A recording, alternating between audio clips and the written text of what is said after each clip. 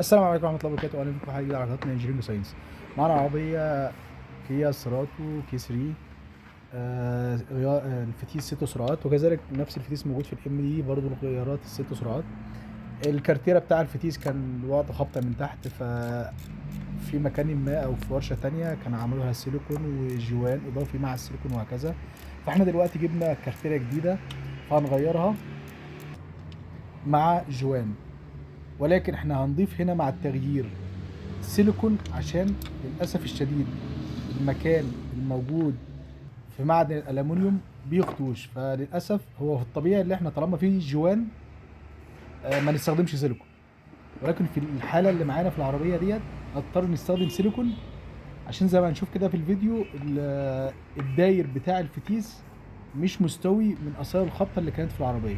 طبعا هنستخدم مواصفات الاي تي اف اس بي اي في، ده الخاص ب6 سرعات اللي بيستخدم في عربيات كيا وهيونداي الاصلي.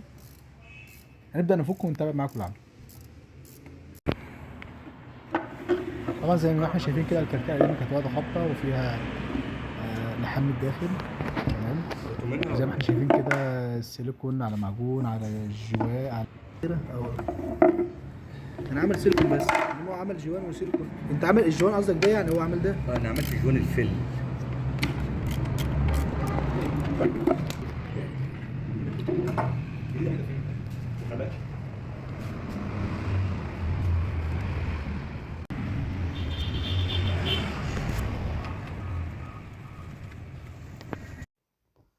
طبعا في الحاله اللي زي دي كده معانا واضح ان العربيه قبل كده كانت واخده خبطه، فكانت في مشكله في الداير بتاع كارتيرة الفتيس. زي ما احنا شايفين كده بعد ما التنظيف كل حاجه بانت، فطبعا هيبقى فيها حاجات بسيطه عدل واطي، فهضطر ان انا اعالجها مش مش بالجوان بس بتاع الكارتيرة الجديده، ولكن هضطر ان انا احط شويه سيليكون عشان احاول اظبط الشغل وما يحصلش تسريب. وطبعا لما انا بحط السيليكون بحطه من الاتجاه الداخلي من المسامير وليس الاتجاه الخارجي، عشان يمنع تسريب الزيت من خلال المسمار نفسه.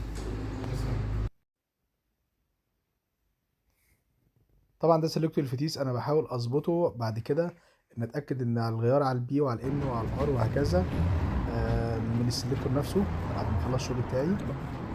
معاك مسامير كده.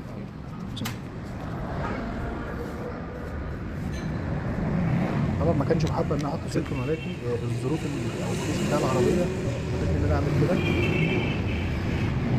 وخصوصا ان الجوان الجديد موجود.